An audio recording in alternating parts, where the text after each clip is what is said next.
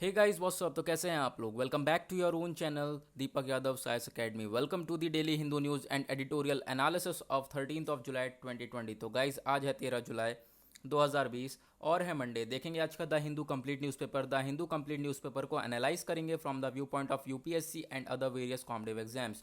Discussion start करने से पहले अब अगर आपको ये जो न्यूज़पेपर है इसकी पीडीएफ चाहिए और जो भी हमारा एडिटोरियल्स होता है उनका बैकग्राउंड एनालिसिस चाहिए तो आपको क्या करना है, डाउनलोड करना है टेलीग्राम डाउनलोड करने के बाद सर्च बॉक्स में टाइप करना है दीपक यादव IAS अकेडमी। आप देखोगे अगर आप टाइप करोगे तो ऊपर यहाँ पर आ जाएगा, क्लिक करना और जाकर यहाँ पर ज्वाइन कर लेना। ज्वाइन का ऑप्शन नीचे आ रहा होगा क्योंकि यहाँ पे आपको डेली बेसिस पे नोट्स मिलते हैं। जैसा कि आप देख सकते हैं आज हमें डिस्कशन करना है नाट ग्रेड का, उसके बाद हम लोगों को डिस्कशन करना है आशा का, उसके बाद डिस्कशन करना है हम लोगों को जो है हमारा 12th schedule of the constitution. ये सारी चीज़ें इसलिए इस लिए यहाँ पर जो उसका बैकग्राउंड नोट्स है वो यहाँ पे प्रोवाइड कर दिया गया है।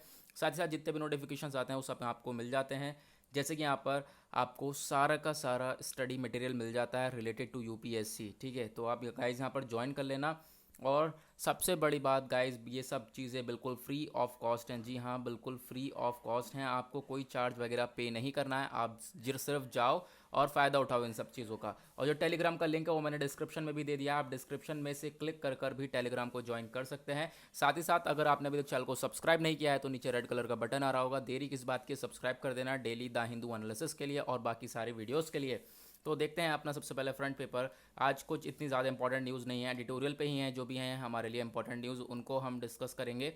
कुछ हमारी प्रीलिम्स के पॉइंट ऑफ व्यू से अदर पेजेस में भी न्यूज़ हैं। जैसे कि यहाँ पर मैं आपसे एक क्वेश्चन पूछना चाहता हूँ जिसके बारे में हमने काफ़ी बार डिस्कस भी किया है और इसके बारे में काफ़ी सारे नोट्स जो हैं वो टेलीग्राम पर पड़े हुए हैं। ठीक है, काफ़ी बार जो है हम लोग इसको डिस्कस करते हुए आ रहे हैं। तो NIA है ना, एक यहाँ पर ये कौन सी बॉडी है, इसकी आप फुल फॉर्म बताओगे और इसका हेडक्वार्टर कहाँ पर है। जल्दी से नीचे कमेंट सेक्शन में आप लोग यहाँ पर इसके बारे में बताओ। इसके बारे में पता होना चाहिए क्योंकि हम काफ़ी बार इसके बारे में डिस्कस कर चुके हैं। ठीक है, काफ़ी बार। जो रेगुलर बेसिस पे देख रहा है उन्हें सबको पता होगा। नाउ अब आते हैं हम लोग एडिटोरियल के ऊपर जो कि हमारा पेज नंबर 6 है। एडिटोरियल डिस्कस करेंगे और उसके बाद हम लोग एडिटोरियल का जो अपोजिट पेज होता है वो डिस्कस करेंगे। ठीक है, ये वाला। तो पेज नंबर 7 एडिटोरियल जो होता है वो हमारे लिए इंपॉर्टेंट होता है यूपीएससी के पॉइंट ऑफ व्यू से, खासकर मेंस के, लेकिन प्रीलिम्स के भी पॉइंट ऑफ व्यू से भी इंपॉर्टेंट होता है। लेकिन जो अदर पेजेस होते हैं अपार्ट फ्रॉम एडिटोरियल और अपोजिट टू एडिटोरियल वो भी इंपॉर्टेंट होता है प्रीलिम्स के पॉइंट ऑफ व्यू से। तो हम सारी चीज़ें कवर करते हैं। आज खैर इतनी खास न्यूज़ है नहीं बाकी पेपर्स में, तो हम एडिटोरियल को डिस्कस करेंगे। मैं आपको बता देता हूँ पहले एक ओवरव्यू कि किस किस कौन मतलब कौन कौन सी न्यूज़ है किस किस चीज़ के बारे में है। तो सबसे पहले यहाँ पर आप देखोगे ये वाली न्यूज़ दिख रही होगी। एक minute. Sum and substances of use China dilemma, यानी कि अब यहाँ पर थोड़ा बहुत चीज़ें बताएंगे हम लोग। यूरोपियन यूनियन की, चाइना की, दोनों के बीच में क्या रिलेशन है। ठीक है, काफ़ी ज़्यादा यहाँ पे दुविधा में है रिलेशन, इन चीज़ के बारे में क्लियर ही नहीं हो रहा है कि सही है या बेकार है। ठीक है, उसके बाद यहाँ पे इंडिया अपना क्या रोल प्ले कर सकता है। मेन जो है हमारे लिए, जो बाकी जो इन दोनों का रिलेशन हमारे लिए मेन नहीं है, लेकिन जो इंडिया क्या रोल प्ले कर सकता है that is the main thing. उसके बाद यहाँ पे नेक्स्ट जो आर्टिकल है हमारा स्मार्ट सिटीज़ के बारे में। स्मार्ट सिटीज़ के बाद प्रोग्राम जो है वो काफ़ी पहले से ही, जब यहाँ पे हमारी एनडीए की गवर्नमेंट आई थी यानी कि मोदी गवर्नमेंट आई थी, तो तभी से यहाँ पे इसका जो है इसको अनाउंस कर दिया गया था। लेकिन अभी तक जो है सारी चीज़ें इसको फुलफिल नहीं करी गई हैं, 5 साल हो गए हैं। तो इसी के बारे में ये आर्टिकल है, उसको हम डिस्कस करेंगे। और इसमें काफ़ी सारी इंपॉर्टेंट चीज़ें जैसे कि हमारा शेड्यूल, हमारा 12th शेड्यूल यहाँ पर अमेंडमेंट है, उसके बारे में बात करेंगे। 12th schedule of the constitution के बारे में। नेक्स्ट जो ये वाला आर्टिकल है ये वाला पूरा हैगिया सोफिया के बारे में है। ठीक है, जो यहाँ पर इसके बारे में बात करेंगे हैगिया सोफिया के बारे में, जिसको जो है अभी मॉस्क बनाने के लिए कहा गया है। म्यूज़ियम था उसे टर्न कर दिया है मॉस्क में। और ये इसको मैं आपको बिल्कुल जो है ये वाला आज आर्टिकल बिल्कुल क्लियर होने वाला है क्योंकि मैं आपको बिल्कुल बेसिक से जितनी भी पहले पास्ट हिस्ट्री, आज ये आर्टिकल आपको क्लियर हो जाएगा, सारी चीज़ें बताने वाला हूँ। ठीक है, नेक्स्ट आते हैं। नेक्स्ट हम लोग पहले एक ओवरव्यू ले लेते हैं इसका आर्टिकल का। ये वाला आर्टिकल है कुछ इस चीज़ के बारे में कि जो हमारे 12th क्लास वाले बच्चे होते हैं वो अभी पास होके निकलते ही हैं। ठीक है, 16-17 की तो उम्र होती है, लेकिन जो हमारा वोट देने की उम्र है वो 18 है। क्या वो सही है? ठीक है, अगर वहाँ पर सही नहीं भी है तो हम लोगों को क्या स्टेप्स उठाने चाहिए कि वो बच्चा जो है वो वोट अच्छी तरीके से दे, क्योंकि उसे इतनी समझ नहीं होगी। ठीक है, तो उसके बारे में आर्टिकल है। चलो अब पहले हम अपना डिस्कशन स्टार्ट करते हैं इस वाले आर्टिकल से, है ना। Sum and substances of the European Union China's dilemma. अब यहाँ पे इसकी बात हो रही है, एक तो यूरोपियन यूनियन है, साथ ही साथ चाइना, दोनों के रिलेशन क्या हो गए हैं और कोविड-19 से इफेक्ट क्या है, साथ ही साथ यहाँ पर इसके बारे में डिस्कस करने वाले हैं। तो सबसे पहले हम यहाँ पर देखेंगे बातें, जो है हमारा रेड फ्लैग जो है वो गोज अप, यानी जो रेड फ्लैग है, यानी कि जो चाइना का रेड फ्लैग है, रेड कलर का फ्लैग है, वो काफ़ी ज़्यादा उठता हुआ दिखाई देता है। क्योंकि आप देखोगे यहाँ पर पूरे जो वर्ल्ड की है सेकेंड लार्जेस्ट इकॉनमी भी है यहाँ पर चाइना। तो जो है काफ़ी हद तक ये चीज़ों से बाकी कंट्रियों से जुड़ा हुआ है, काफ़ी हद तक बाकी कंट्री से इसका ट्रेड है, ठीक है, बहुत सारी कंट्री से ट्रेड है इसका। और यहाँ पर देखोगे आप, जितने भी यहाँ पे ये सारी चीज़ें मेंशन है, कौन कौन सी कंट्री से क्या क्या ट्रेड है और कहाँ कहाँ अपना चाइना अपना मेन फंक्शन जो है प्ले कर रहा है। तो ये सारी जो है ये आर्टिकल ये उसी से रिलेटेड है ऊपर तक, ठीक है, जितनी भी यहाँ पर चीज़ें हैं। तो अब यहाँ पर कुछ चीज़ें हैं कि जैसे कि हमारा यहाँ पर आप देख सकते हो कि यहाँ पर जो यूरोपियन यूनियन और चाइना है, दोनों के रिलेशन सही भी बताए जा रहे हैं, और साथ ही साथ यहाँ पर कुछ बेकार, यहाँ पर काफ़ी हद तक जो है बेकार भी हो चुके हैं, उसके बारे में बात हो ही जा रही है। तो अभी हम देखें तो कोविड-19 से पहले वाली सिचुएशन है कि जो इस हमारे एक सजेशन क्या दिया जा रहा है कि जो यूरोपियन यूनियन है उसको क्या करना चाहिए, अपना एक शिफ्ट करना चाहिए था एक मोर रियलिस्टिक अप्रोच पे। साथ ही साथ एक यहाँ पे अपना जो बहुमुखी जिसे कहते हैं मल्टी फेस वाला, देखते हो ना, यानी कि कई सारे रूप हों उसके, ऐसा तरीका दिखाना चाहिए चाइना के साथ, हर किसी को ही ऐसा करना चाहिए, ठीक है। अभी यहाँ पर कुछ और चीज़ें बताई जा रही हैं जिसके बारे में मैं भी आपको बताऊंगा कि जैसे हम रिलेशन देखें यूरोपियन यूनियन और चाइना के, तो काफ़ी ज़्यादा हद तक इनका ट्रेड होता है, काफ़ी ज़्यादा अच्छे रिलेशंस भी हैं। और जो है अभी यहाँ पर जो पेंडेमिक के बाद की सिचुएशन बन गई है वो थोड़ी क्या काफ़ी ज़्यादा तक बेकार हो गई है। क्योंकि कुछ सिचुएशन ही ऐसी बनी, क्योंकि यहाँ पर क्या हुआ, देखो, एक तो यहाँ से पहली बात तो कोविड-19 निकल के फैला, ठीक है, सब जगह, एक तो सबकी नुकसान हुआ, सबकी इकॉनमी वगैरह भी डूब गई। तो लेकिन अब यहाँ पर बात हो रही है यूरोपियन और यूनियन और चाइना के, यहाँ पर इन दोनों को क्या हुआ, ठीक है। अब यहाँ पर क्या करा चाइना ने, जब यहाँ पे कोविड-19 फैला तो चाइना ने काफ़ी सारे अपने प्रोडक्ट्स वगैरह भी भेजे। मैं आपको इससे हटकर, आर्टिकल से हटकर कुछ बातें बता रहा हूँ। जो जब कोविड-19 फैला तो अपने कुछ सामान, इक्विपमेंट्स वगैरह भेजे, मास्क भेजे, सैनिटाइजर्स भेजे, ये सारी चीज़ें थी, है ना। तो यहाँ सब कंट्रीज़ में भेजे। तो क्या हुआ कि जो इन लोगों ने था, यूरोपियन यूनियन काफ़ी हद तक जो है चीज़ों को रिजेक्ट भी किया, जिससे पता चलता है इनके रिलेशन जो है वो गड़बड़ा रहे हैं, ठीक है। रिजेक्ट किया क्यों? क्योंकि कुछ फॉल्टी सामान था, ठीक है, फॉल्टी यानी कि यहाँ पर कुछ उनमें कमियाँ थी, जिस वजह से यहाँ पे रिजेक्ट कर दिया। तो कुछ देख सकते हैं आप कि यहाँ पर दोनों के रिलेशंस में कुछ गड़बड़ी भी है। लेकिन यहाँ पे जो है ये चीज़ें हमारे लिए इंपॉर्टेंट नहीं है। इंपॉर्टेंट है तो हम लोग यूरोपियन यूनियन का बैकग्राउंड इंपॉर्टेंट है कि वो है क्या, ठीक है। और यहाँ पे जो यूरोपियन यूनियन और चाइना का रिलेशन कहीं से कहीं तक यूपीएससी में नहीं पूछने वाला, लेकिन जो उसका रोल है, अगर यहाँ पर पूछा जा सकता है कि चलो यूरोपियन यूनियन और चाइना का जो रिलेशन चल रहा है उसमें रोल क्या प्ले कर सकता है इंडिया, ठीक है। तो ये जो कॉन्टेक्स्ट है ये आपके लिए काफ़ी ज़्यादा इंपॉर्टेंट हो जाता है। तो इंडिया और ईयू के रिलेशंस देखें तो ये भी काफ़ी हद तक अच्छे रिलेशंस हैं। अगर हम पास्ट के कुछ ईयर्स का हम लोग अगर डेटा पॉइंट देखें तो काफ़ी अच्छे रिलेशंस हैं, ट्रेड भी काफ़ी अच्छा है इन दोनों में। मैं भी आपको इसका बैकग्राउंड एनालिसिस दिखाऊंगा। अब जो यूरोपियन है ये रिकॉग्नाइज करते हैं जो इंडिया का, मतलब इंडिया का रोल है, ये काफ़ी ज़्यादा प्ले कर सकता है एक शांति को बनाए रखने के लिए इंडो पैसिफिक में, ठीक है। उसके बाद यहाँ पर और क्या बातें हो रही हैं कि जो ब्रॉड बेस्ड ट्रेड होगा या फिर इन्वेस्टमेंट एग्रीमेंट हो सकता है, यहाँ पर ये काफ़ी ज़्यादा ट्रैक पे ला सकता है। कोविड-19 के बाद की सिचुएशन बता रहे हैं कि अगर कोविड-19 खत्म हो जाता है अच्छी तरीके से तो ये चीज़ें वापस अच्छी तरीके से आ सकती हैं, ठीक है। जैसा हमारा ट्रेड पहले चल रहा था वैसे ही हमारा फिर से चल सकता है। साथ ही साथ अब यहाँ पर दोनों को अपना मेंटेन करके चलना पड़ेगा। तो अपॉर्चुनिटी है इंडिया और यूरोपियन यूनियन के पास कि वो अपनी एक पार्टनरशिप मेंटेन करके चल सकें, और साथ ही साथ इकोनॉमिक और अपनी जो स्ट्रैटेजिक है इन दोनों चीज़ों को अपनी अच्छी तरीके से मेंटेन करके चल सके। और पोस्ट कोविड-19 सिनेरियो में अपना जो है अच्छी तरीके से अगर हम लोग चलेंगे तो दोनों को यहाँ पर फ़ायदा ज़रूर मिलेगा, ठीक है। तो अभी हम लोग और क्या डिस्कस करते हैं यूरोपियन यूनियन के बारे में, और मैं आपको डिटेल में, इसमें कुछ रिलेशंस अच्छी तरीके से नहीं बताए गए आर्टिकल में, तो मैं आपको रिलेशन अच्छी तरीके से बताऊंगा। साथ ही साथ यहाँ पर आप ये और चीज़ देखेंगे। पहले तो हम यूरोपियन यूनियन के बारे में जानेंगे और उसके गोल्स क्या हैं उसके बारे में जानेंगे, क्योंकि ये यूपीएससी में क्वेश्चन आ चुका है, आएगा नहीं कह रहा हूँ, आ चुका है। पहले तो यूरोपियन यूनियन के बारे में जानते हैं। ये एक ग्रुप ऑफ 28 कंट्रीज़ है जो कि ऑपरेट करती है कोहेसिव इकोनॉमिक और पॉलिटिकल ब्लॉक, यानी कि किस चीज़ को यहाँ पे ऑपरेट करती है, जैसे कि हमारी संशक्ति होती है, ठीक है। कोहेसिव का मतलब ये होता है, तो मतलब क्या है इनका, एक यूनियन बना के चलना, ठीक है। अपने आप को जो है, अब नाम ही इसलिए कह रहा है जिसमें कंट्रीज़ जो आई हैं अपने आप को एक यूनाइट करके चलें, ठीक है, स्प्लिट ना हो। और 19 जिसमें से जो यूरोपियन यूनियन में जो 19 कंट्रीज़ हैं, 28 में से जो 19 कंट्रीज़ हैं वो यूरो इस्तेमाल करती हैं, ठीक है, यूरोपियन करेंसी जो कि यूरोपियन की ऑफिशियल करेंसी है। और जो 9 यूरोपियन यूनियन मेंबर्स हैं, जो कि आप देख सकते हो, बुल्गारिया, क्रोएशिया, सिज़ेक Republic, Denmark, Hungary, Poland, Romania, Sweden और यूनाइटेड किंगडम, ये लोग यूरो का इस्तेमाल नहीं करते हैं। लेकिन जो है out of 28 19 of the countries use euro. उसके बाद जो यूरोपियन यूनियन है ये काफ़ी ज़्यादा जो है हमारा ग्रो होता हुआ आया। वर्ल्ड वॉर आप देखा होगा, वर्ल्ड वॉर 2 के बाद वर्ल्ड यहाँ पर काफ़ी ज़्यादा जो है अच्छी तरीके से उन लोगों ने मेंटेन करके चला, अपनी चीज़ शांति बनाए रखने की कोशिश करी है, जो कि अभी तक यहाँ पर अच्छी तरीके से बताया जाता है कि हाँ अपना यूरोपियन यूनियन अच्छी तरीके से चीज़ों को फॉलो करता हुआ चल रहा है। साथ ही साथ यहाँ पे डेवलप करा इन्होंने एक अपना इंटरनल सिंगल मार्केटिंग, यानी कि एक सिंगल मार्केटिंग हो, सब जितनी भी कंट्रीज आती हैं, हमारी 28 कंट्रीज़ हैं यूरोपियन यूनियन में, इन सब में सिंगल मार्केटिंग हो। साथ ही साथ यहाँ पे जो भी हमारे पास जो भी मतलब इनके पास लॉज वगैरह हैं उनको अप्लाई करा जाए मेंबर स्टेट्स में, ठीक है, और जो जितने भी लॉज होंगे वो फॉलो करे जाएंगे, किसी के द्वारा मना नहीं करे जाएंगे। अब इसका यूरोपियन यूनियन का गोल्स क्या है? सबसे पहला जो गोल होता है कि पीस को प्रोवाइड कराना, ठीक है, शांति बनाए रखना, ठीक है, शांति बनाए रखना सारे सिटीजन्स में यूरोपियन यूनियन के, साथ ही साथ फ्रीडम को ऑफर करना, सिक्योरिटी देना, एक जस्टिस देना इंटरनेशनल बॉर्डर्स के साथ, ठीक है। उसके बाद नेक्स्ट जो है एक डेवलपमेंट को अच्छी तरीके से सस्टेन करते हुए चलना और इकोनॉमिक ग्रोथ को बैलेंस करके चलना, इस सारी कंट्रीज़ का जो काम है, ठीक है, गोल है इसका ये। क्योंकि इसमें 28 कंट्रीज आती हैं तो ये सब आपस में मिलकर काम करेंगे तो ये चीज़ें तो अच्छी तरीके से निपटा सकती हैं, है ना।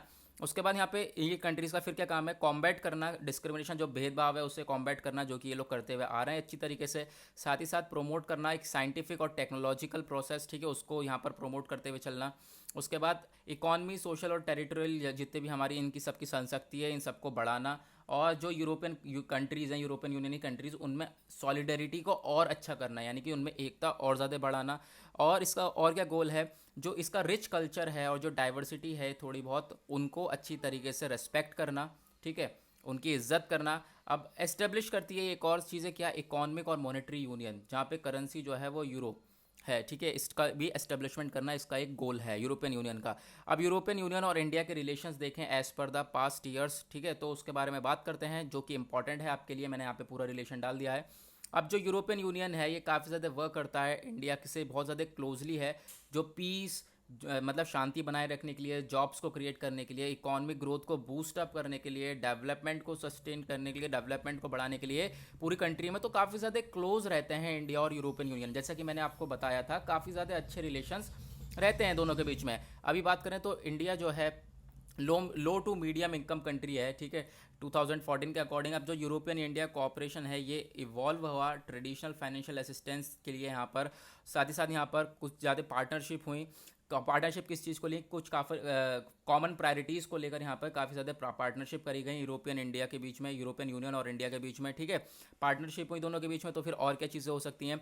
2007 का डेटा क्या बताता है? जो यूरोपियन यूनियन ईयू और इंडिया की समिट हुई थी, ये क्या चीज़ें बताती हैं कि जो आज और चीज़ें जो है स्ट्रेंथ हो सकती हैं, जैसे कि जो उनका कॉपरेशन है दोनों का, ठीक है, दोनों जो मिलके चल रहे हैं वो और ज़्यादा स्ट्रांग होंगे 2030 तक। ये इसका यहाँ पर यूरोपियन इंडिया समिट के बीच में यहाँ पे कहा गया। उसके बाद जो यूरोपियन यूनियन, और यहाँ पे इंपॉर्टेंट डेटा ये है आपके लिए सबसे ज़्यादा, जो ईयू है ये एक इंडिया का लार्जेस्ट ट्रेडिंग पार्टनर है। अगर आप देखोगे लार्जेस्ट ट्रेडिंग पार्टनर का मतलब ज़्यादातर व्यापार होता है यूरोपियन यूनियन, ईयू और इंडिया के बीच में। आप देखोगे तो 85 बिलियन, यहाँ पे 85 बिलियन यूरो, मतलब कि 95 बिलियन यूएस डॉलर, ठीक है, यहाँ पर इतने रुपए का जो है ट्रेड हुआ था 2017 में। साथ ही साथ 13.1% का टोटल इंडिया का ट्रेड था ये। साथ ही साथ यहाँ पे आप और चीज़ें भी देख सकते हो, जैसे कि चाइना से आप देखोगे तो 11.4% का था, यूएसए से 9.5% का, यानी कि यूरोपियन यूनियन एक लार्जेस्ट ट्रेडिंग पार्टनर था इंडिया का। तो यहाँ पर रिलेशन अच्छे हैं काफ़ी। उसके बाद अब यूरोपियन यूनियन काफ़ी ज़्यादा शेयर करता है अपनी फॉरेन इन्वेस्टमेंट, यानी कि एफडीआई जिसे कहते हैं, फॉरेन डायरेक्ट इन्वेस्टमेंट भी करता है इंडिया में। उसका रेट देखोगे तो पहले 8% था, अब 18% हो गया, तो इंक्रीज़ हो गया है, मतलब कि रिलेशन अच्छे हैं, है ना, ये भी प्रूव करता है। उसके बाद जो डायरेक्ट इन्वेस्टमेंट स्टॉक्स में जो इन्वेस्टमेंट करा है वो भी काफ़ी ज़्यादा इंक्रीज़ हो गया है, तो इसका मतलब है क्या? रिलेशंस अच्छे हैं। उसके बाद कुछ प्रॉब्लम्स हैं जो कि फेस करता है ये दोनों कंट्रीज़, ठीक है। अब यहाँ पर दोनों यूरोपियन यूनियन और इंडिया फेस करती हैं प्रॉब्लम्स, और यहाँ पे अभी तक इसको मेंटेन नहीं कर पाई है। वो प्रॉब्लम्स किस चीज़ से रिलेटेड है? अब यहाँ पे यूरोपियन यूनियन चाहता है कि जो इंडिया है वो अपनी लिबरलाइज कर दे अकाउंटेंसी को, साथ ही साथ लीगल सर्विसेज को, लेकिन इंडिया ने क्या करा? मना कर दिया, ठीक है, क्योंकि यहाँ पर कह दिया गया है कि जॉब्स हैं वो कम पहले से ही हैं और ज़्यादा कम हो जाएंगी अगर हम लोग सारी लीगल सर्विसेज को एकदम लिबराइज यहाँ तक फ्री कर दें, ठीक है, जितनी भी सर्विस वगैरह है, तो सब लोग आएंगे करेंगे, लेकिन तो जिससे क्या होगा? जॉब्स और जगह और ज़्यादा कम हो जाएंगी। अब यूरोपियन यूनियन क्या क्या डिमांड थी कि जो टैक्स है उसको कम कर दिया जाए वाइन, शराब पे और स्पिरिट्स पे इंडिया में, लेकिन इसको भी मना कर दिया गया इंडिया के द्वारा, क्योंकि जो लिकर सेल्स है वो सबसे ज़्यादा ह्यूज रिवेन्यू कमाती है गवर्नमेंट लिकर सेल्स से, ठीक है, इससे ही जो इसका टैक्स है सबसे ज़्यादा आता है गवर्नमेंट के पास। उसके बाद रिडक्शन ऑफ टैक्स कहा गया ऑटोमोबाइल्स पे, ये भी एक्सेप्ट नहीं करा गया इंडिया के द्वारा, क्योंकि खुद की जो ऑटोमोबाइल इंडस्ट्री है ये मैच नहीं कर पाएगी यूरोपियन यूनियन ऑटोमोबाइल से, ठीक है, क्योंकि वो काफ़ी हद तक आगे हैं वो लोग। नाउ अब चलते हैं अपने वापस एडिटोरियल के ऊपर। इसे हमने कंप्लीट एडिटोरियल को पढ़ लिया, ये हुआ हमारा first editorial complete. Second editorial आते हैं हम, hardly smart about urban health care. अब इसके बारे में बात करते हैं तो ये आर्टिकल किस चीज़ के बारे में है? बेसिकली ये आर्टिकल है स्मार्ट सिटीज़ जो प्रोजेक्ट लॉन्च करा गया था उसके बारे में। स्मार्ट सिटीज़ जो ये प्रोग्राम में लॉन्च करा गया था NDA government, national democratic alliance, यानी कि जो मोदी जी की गवर्नमेंट है, इसके द्वारा यहाँ पर ये जो है रिलीज़ करा गया था। और अभी तक यहाँ पे जून 2020 आ गया है, लेकिन यहाँ पर इसको अभी फुलफिलमेंट नहीं हो पाया है, यानी अच्छी तरीके से अभी यहाँ पर पूरी अच्छी तरीके से क्या, काफ़ी ज़्यादा यहाँ पर जितना बोला गया था उतना कुछ भी नहीं हुआ है। जैसे कि आप देख सकते हो ये पाँच साल हो गए हैं इसको लॉन्च हुए हुए, लेकिन जितना भी यहाँ पे इसकी जो उत्सुकता थी शुरुआत में वो सब खत्म हो गई है। और उसके बाद जो ये बुलेट ट्रेन्स वगैरह जो स्टार्टिंग के ईयर में, यानी कि इनिशियल ईयर्स में ये बुलेट ट्रेन्स वगैरह ज़्यादातर इसके ऊपर ध्यान दिया गया, मतलब कि इनिशियल ईयर में जो है काम करा गया था, लेकिन उसके बाद धीरे धीरे क्या हुआ, घट गई चीज़ें। उसके बाद और क्या बातें हो रही हैं, जैसे आप देखोगे according to ministry of housing और अर्बन अफेयर्स के, ठीक है, इन दोनों के अकॉर्डिंग क्या बातें हो रही हैं कि अब यहाँ पर ये चीज़ आपके लिए काफ़ी ज़्यादा इंपॉर्टेंट है, ये पूरा का पूरा डेटा समझ लो पूरा स्मार्ट सिटीज़ का कि क्या था और क्या होना है, ठीक है। अब तो यहाँ पर आप देखोगे 5151 स्मार्ट सिटी प्रोजेक्ट कहे गए थे करने के लिए, 100 सिटी में 100 सिटी में इतने प्रोजेक्ट करे जाएंगे। और यहाँ पर अराउंड 47,000 प्रोजेक्ट्स जो हैं इतने के लिए टेंडर्ड करा गया था, ठीक है। यहाँ पर जो है 47,000 प्रोजेक्ट्स जो हैं वो लगाए जाएंगे। अब यहाँ पे 40,000 प्रोजेक्ट्स में से कितने लगाए गए, 1638 प्रोजेक्ट जो हैं वो सिर्फ और सिर्फ इतने ही कंप्लीट हुए हैं। और जो एक्सपेंडिचर कहा गया था वो कहा गया था 2,05,018 करोड़ रुपए इसके ऊपर लगाए जाएंगे पूरे स्मार्ट सिटी प्रोजेक्ट में, जो कि हम 100 सिटी में प्रोजेक्ट्स लगाएंगे। लेकिन लगाए कितने गए अभी तक, 26,700 करोड़ रुपए, वो 26 करोड़ कह रहा हूँ, 26,700 करोड़ रुपए सिर्फ अभी तक लगाए गए हैं इन प्रोजेक्ट्स के ऊपर। तो आप देख सकते हो कि मतलब अभी 5% भी पूरा यहाँ पर कंप्लीट नहीं हो पाया है पूरा का पूरा हमारा प्रोग्राम। उसके बाद एक एनालिसिस बताता है स्मार्ट सिटी प्रोजेक्ट का, तो उसके बारे में बात करते हैं। जो यहाँ पर मिशन क्या बताता है कि जो 69 चीज़ें हैं, मतलब 5,000 प्रोजेक्ट हैं जिसके बारे में हमने पढ़ा कि 5,000 प्रोजेक्ट को कंप्लीट करना है, उसमें से जो 70 प्रोजेक्ट हैं, 70 प्रोजेक्ट के आसपास हैं, वो तो सिर्फ हेल्थ इंफ्रास्ट्रक्चर के ऊपर है, लेकिन हेल्थ इंफ्रास्ट्रक्चर के ऊपर ध्यान ही नहीं दिया गया है बिल्कुल भी। बेसिकली ये आर्टिकल है जो कोविड-19 की सिचुएशन चल रही है उससे रिलेटेड, ठीक है। अब कोविड-19 की सिचुएशन जो है हैंडल कर नहीं पा रहे हैं, क्योंकि हमारा पब्लिक हेल्थ स्ट्रक्चर क्या है, वो बहुत ज़्यादा इंफ्रास्ट्रक्चर जो है वीक है, बहुत ज़्यादा कमज़ोर है। लेकिन स्मार्ट सिटी में कहा गया था कि इसको मेंटेन करके चला जाएगा, लेकिन मेंटेन करके नहीं चल पाए, तो आज हमें सिचुएशन जो है वो देखनी पड़ रही है, आज इन चीज़ों से भुगतना पड़ रहा है। और क्या चीज़ें हैं, जैसे कि मैंने अभी आपको बताया कि हेल्थ इंफ्रास्ट्रक्चर के 70 प्रोजेक्ट हैं इसके अंदर, लेकिन और जो कॉस्ट लगाई गई है अभी तक वो 2,122 करोड़ रुपए लगाई गई है, जो कि सिर्फ और सिर्फ 1% है पूरे के पूरे मिशन कॉस्ट का। तो जिससे ये पता चल रहा है जो पब्लिक हेल्थ है उसको काफ़ी ज़्यादा अनदेखा कर दिया गया है स्मार्ट सिटी ड्रीम्स में। अब 12th schedule of the constitution क्या कहता है, जो कि इंट्रोड्यूस करा गया था 74th अमेंडमेंट में, जो पब्लिक हेल्थ है एक 18, जो यहाँ पर इसमें ना 12th शेड्यूल कॉन्स्टिट्यूशन में 18 फंक्शंस बताए गए हैं जो कि डेवलप करके चलने हैं। तो उसमें से जो हमारा एक जो हमारा एक फंक्शन है वो किसके ऊपर है, हेल्थ के ऊपर, तो उसके ऊपर तो ध्यान दिया जाता, ठीक है। अब शेड्यूल के द्वारा भी बताया है, कॉन्स्टिट्यूशन के द्वारा भी कहा गया है, तो इस चीज़ के ऊपर भी ध्यान नहीं दिया गया है, ठीक है।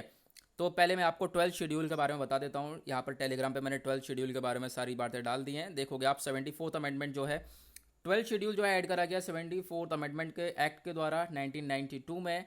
उसके बाद यहाँ पर और क्या चीज़ें हैं, जो ये 12th schedule of the constitution है कंटेन करता है powers, authority, responsibility of municipality. Municipality कौन होते हैं, नगर पालिका, ठीक है।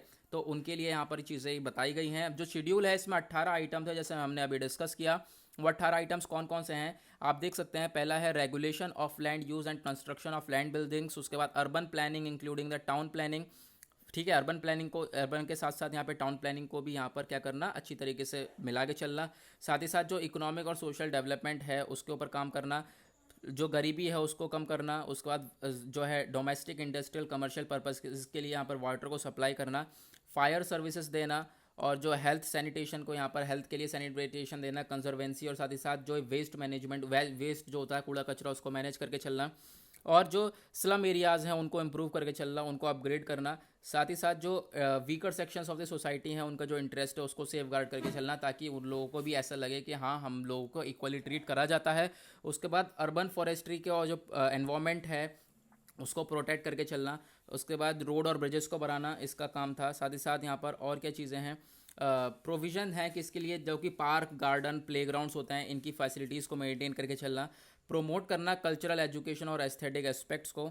जितने भी ब्यूरल और बरियल ग्राउंड्स हैं, क्रेमेशन है, क्रेमेशन ग्राउंड्स हैं, इलेक्ट्रिक क्रेमेटोरियम्स हैं, इन सबको प्रोवाइड करना। साथ ही साथ कैटल पॉन्ड्स और जो भी एनिमल्स के साथ यहाँ पे दुष्टाचार होता है उनसे उन कुछ चीज़ों को प्रिवेंट करना, उन चीज़ों को रोक टोक लगाना। और क्या चीज़ें हैं, रेगुलेशन करना स्लॉटर हाउसेस का, हॉर्सेस का। उसके बाद यहाँ पर जितनी भी हमारी देखोगे आप street lighting, parking spaces, bus stop, public convenience, इन सब को मेंटेन करके चलना। और यहाँ पर और के लास्ट में क्या है, जो वाइटल स्टैटिस्टिक्स प्रोवाइड करना, जिसमें कि बर्थ और डेथ के दोनों के बीच में रजिस्ट्रेशन होता है, दोनों के बीच में, जैसे कि कोई पैदा हो रहा है तो उसका रजिस्ट्रेशन कराया जाए, साथ ही साथ कोई मर रहा है तो उसका रजिस्ट्रेशन भी कराया जाए, ठीक है, ताकि जिससे पता चल सके कि कंट्री की पॉपुलेशन, एग्जैक्ट पॉपुलेशन क्या है। ठीक है, तो इस चीज़ के बारे में हमने डिस्कस कर लिया कि हमारा ट्वेल्थ क्या है, ट्वेल्थ अमेंडमेंट जो हुआ था हमारा, तो इस चीज़ के बारे में हम लोग काफ़ी ज़्यादा चीज़ें हमने डिस्कस कर ली हैं डिटेल में। तो अभी हम बात करते हैं अपनी नेक्स्ट चीज़ के बारे में। नेक्स्ट जो है हम लोग आगे आते हैं, इसके बारे में बात करते हैं। अब देखो कुछ लोगों के द्वारा कितने अच्छे स्टेप्स उठाए गए, इसमें बताया गया है डिसेंट्रलाइज करा है पॉलिटिकल और एडमिनिस्ट्रेटिव सिस्टम को, यानी कि डिसेंट्रलाइजेशन के बारे में मैंने अभी आपको कल भी बताया था, कल या परसों हमने डिस्कस किया था, यानी कि जितनी भी मतलब पावर्स हैं सेंट्रल के पास वो स्टेट को भी दी जाए, यानी कि लोकल गवर्नमेंट के पास भी पावर आएंगी तो ये अच्छी तरीके से काम को निपटा सकेंगे, अच्छी तरीके से काम को कर सकेंगे। तो यहाँ पर क्या करना है, डिसेंट्रलाइजेशन को अपनाना है, जिससे कि यहाँ पे स्ट्रेंथ मिलेगा, लोकल गवर्नमेंट को भी ताकत मिलेगी, तो दोनों मिलकर काम करेंगे तो बहुत जल्दी जल्दी चीज़ों को निपटा पाएंगे। साथ ही साथ यहाँ पे और चीज़ें क्या देखोगे आप कि जो इंडियन सिटीज़ हैं वो काफ़ी ज़्यादा चैलेंजेस को फेस करती हैं, तो उसके लिए हम लोगों को ये सिस्टम मेंटेन करके चलना पड़ेगा, डिसेंट्रलाइजेशन के रखना पड़ेगा। साथ ही साथ जितनी भी हमारी ये चीज़ें हैं, जैसे कि हमारा अभी स्मार्ट सिटी प्रोग्राम हो गया, इन चीज़ों के ऊपर पब्लिक हेल्थ इंफ्रास्ट्रक्चर को सबसे ज़्यादा ध्यान में रख के चलना पड़ेगा, क्योंकि आने वाले टाइम में भी काफ़ी सारी सिचुएशंस देखी जा सकती हैं। अब आपको मैं ये वाला आर्टिकल समझाता हूँ जो म्यूज़ियम से मॉस्क में ट्रांसफ़र कर दिया है। वो कौन सी, यहाँ पर एक जो हमारा इंफ्रास्ट्रक्चर है वो है हेगिया सोफिया, जिसे कहते हैं हेगिया सोफिया। इसको ये पहले क्या था मैं आपको बताऊं तो सबसे पहले ये इसकी पास्ट हिस्ट्री देखें, काफ़ी टाइम पहले की, 1500 साल पहले की, तो टेम्पल था, फिर उसके बाद चर्च आया, फिर उसके बाद फिर से मॉस्क बना था, फिर 1934 में मुस्तफ़ा अतातुर्क थे, ठीक है, इन्होंने क्या करा, वापस इसे रिटर्न कर दिया म्यूज़ियम में, मॉस्क से क्या करा, इसे 1934 में म्यूज़ियम में टर्न कर दिया, और ये म्यूज़ियम खोला गया 1935 में।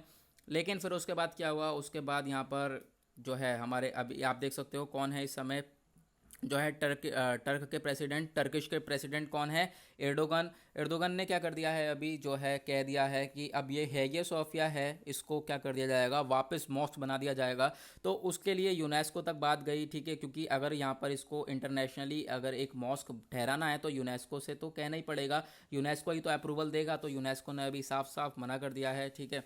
मतलब कि कुछ कह दिया गया है कि यहाँ पर ये बिल्कुल भी सही बात नहीं है कि आप जो है एक सेकुलर कंट्री है, सबसे बड़ी बात आप ध्यान रखना, जो टर्क है, टर्किश क्या कहता है कि हम लोग सेकुलर कंट्री है, इनका संविधान में भी क्या है कि एक सेकुलर कंट्री है, लेकिन आप देख सकते हो अब सेकुलर कंट्री का मतलब ही क्या रह गया, जब ये एक म्यूजियम को मॉस्क में कन्वर्ट कर रहे हैं तो सेकुलरिज्म कहाँ गया सारा, ठीक है। तो फिर यूनेस्को कहता है कि हाँ ये गलत बात है कि आप सेकुलर कंट्री मतलब कहने के बाद भी आप ऐसे ऐसे जो है स्टेप्स उठा रहे हो, ठीक है। तो अभी यहाँ पर बात कही गई है ये, लेकिन अभी और क्या चीज़ें बता दी गई हैं कि जो एर्दोगन है प्रेसिडेंट टर्की के, इन्होंने ये कह दिया है कि अभी अगर हमें इंटरनेशनल रिकॉग्निशन मिले या ना मिले, लेकिन हम लोग अब प्रेयर करना स्टार्ट करेंगे, मॉस्क बना दिया गया है, मॉस्क कह दिया गया है, प्रेयर करना स्टार्ट करेंगे कब से, 24 जुलाई से, ठीक है। ये आर्टिकल था, इसके बारे में जान लिया हमने।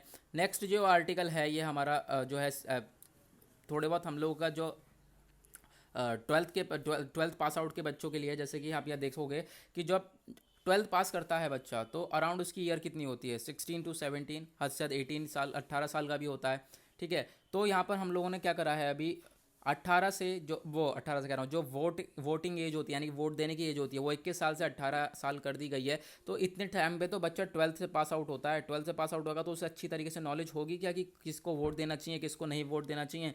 तो यहाँ पर यही कहा जा रहा है कि जो 16-17 ईयर्स का बच्चा है उसको कोई यहाँ पर इतनी नॉलेज नहीं होगी, तो इसलिए क्या करना है हम लोगों को फोकस करना है नेक्स्ट जनरेशन के ऊपर। अब नेक्स्ट जनरेशन के ऊपर फोकस करेंगे, तो हम लोग गुड गवर्नेंस प्रोवाइड करें, साथ ही साथ जो बच्चे हैं उनको हम लोग पढ़ाएं अच्छी तरीके से, जैसे कि हम लोग स्कूल्स वगैरह में पढ़ाते हैं, उन्हें सिविलिटी पढ़ाएं। जैसे सिविलिटी क्या होती है, सिविक्स है ना, कॉन्स्टिट्यूशन क्या है, ये क्या है, हमारे प्रेसिडेंट से पावर्स क्या है, ये सारी चीज़ सिविक्स जितनी अच्छी तरीके से पढ़ी होगी बच्चे को, उतनी ज़्यादा क्लियरेंस होगा माइंड में, वो अच्छी तरीके से जो है स्टेप्स आगे उठा सकता है। तो ऑब्जेक्टिव इतना है सिर्फ जो है बच्चों को पढ़ाया जाए, ताकि वोट देने के टाइम पे बच्चा जो है वो एक लिटरेट पर्सन के रूप में देखा जाए। उसके बाद ये देख सकते हो आप जस्टिस सिस्टम, और यहाँ पर ये पुलिस है, ये कैसी है जस्टिस सिस्टम, आप देख सकते हो कैसा हो चुका है इस वजह से यहाँ पर, क्योंकि अब यहाँ पर केस देखा था, एक तो हमने जो है तूतुकुड़ी वाला केस देखा था, फादर सन की डेथ हुई, उसके बाद यहाँ पे विकास दुबे का यहाँ पे क्या हुआ, कुछ हुआ पता ही नहीं चला, तो यहाँ पर उसको रिलेटेड ये हमारे कार्टून पिक्चर बनाया गया।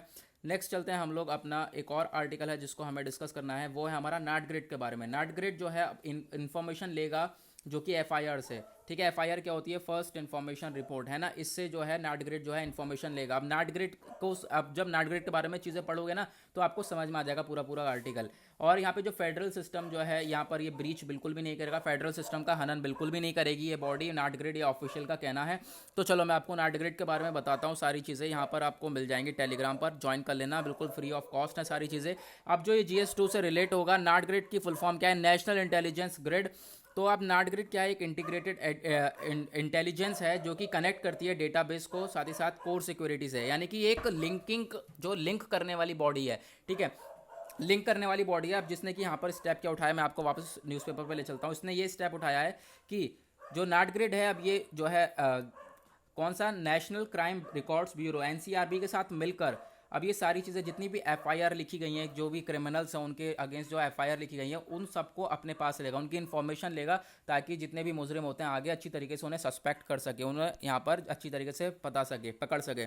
उसके बाद यहाँ पर अब नाट ग्रिड का काम क्या है, यहाँ पे देखोगे जो है एक्सट्रैक्ट करना है, विजुअल करना है, एनालिटिक्स करना है, एनालाइज करना है इस चीज़ के ऊपर। उसके बाद यहाँ पे इसका फर्स्ट प्रोपोज यहाँ पे आफ्टर मैथ बताया जा रहा है, यानी कि सबसे पहले कब आया, जब यहाँ पर टेररिस्ट अटैक हुआ था मुंबई में 2008 में, तो उसके बाद यहाँ पे इसको देखा गया, यहाँ पे ये लाई गई ये बॉडी, और ये काउंटर टेररिज्म है मेजर, जो कि कलेक्ट करता है और डेटाबेस को, इन्फॉर्मेशन को कलेक्ट करता है गवर्नमेंट से, ठीक है। अब जितनी भी गवर्नमेंट के पास इन्फॉर्मेशन होगी लोगों के बारे में, उसको कलेक्ट करेगा, और फिर जो भी सिचुएशन अगर आने वाले टाइम में अगर दिखती है तो उसके रिगार्डिंग ये हमारी बॉडी स्टेप उठाती है।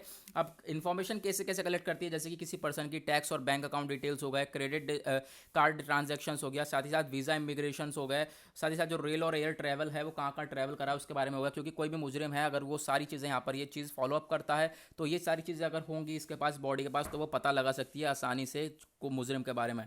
उसके बाद जो है कंबाइंड डेटा नाट ग्रिड से ये काफ़ी ज़्यादा अवेलेबल कराया जाता है 10 सेंट्रल एजेंसीज़ को। उसके बाद जो नाट ग्रिड है ये काफ़ी ज़्यादा ओपोजिशन भी फेस करता है, यानी कि काफ़ी ज़्यादा प्रॉब्लम्स इस रूप में फेस करता है कि इसे भी एक भी कह दिया जाता है कि जो ये प्राइवेसी वगैरह है इसका वॉयलेशंस दिख जाता है, ठीक है, क्योंकि अब सारी इन्फॉर्मेशन नाट ग्रिड के पास जा रही है तो प्राइवेसी का वॉयलेंस तो होगा।